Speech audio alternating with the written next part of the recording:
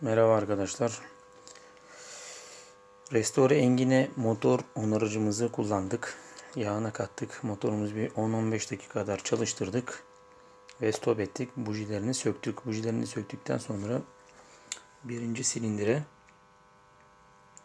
kompresyon saatimizi bağladık. Kompresyon saatimizi bağladık. Ve şimdi kompresyonunu ölçeceğiz. İlkinde 110 civarı gelmişti. 110-115 civarı gelmişti. Şimdi motor onarıcının işe yarayıp yaramadığını bilhas göreceğiz.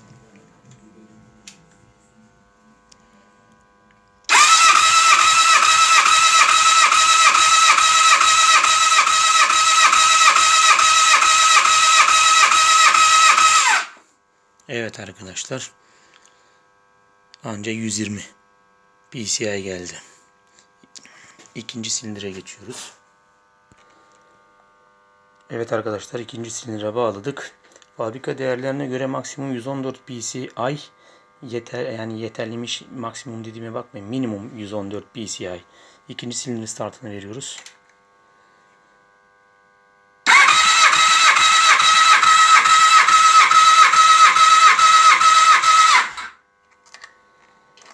İkinci silindirimiz 130 gelirken 150 geldi. Çok güzel.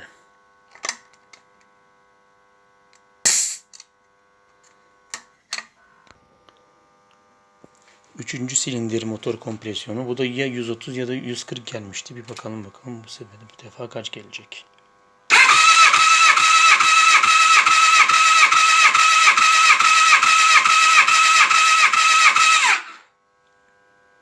...140 PSI.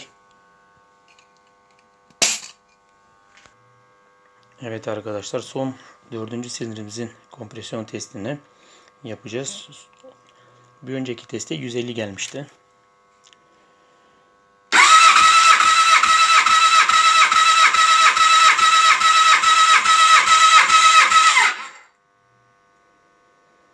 ...150, bu defa da 160 civarı geldi.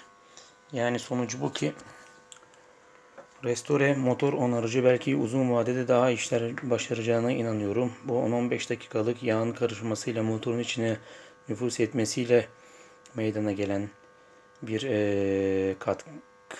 katkı değildir diyor ama yağın içine ilave edilen bir kompleks madde diyelim. Bu ürünü genelde yağ yakan arabalara, segmanı işte aşınmış yağ yakan arabaları kullanıyorlar. İyi sonuç aldıklarını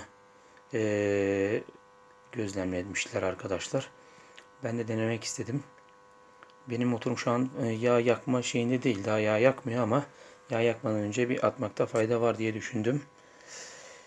Bu videoyu da çektim. Ve videoyu sonlandırıyoruz.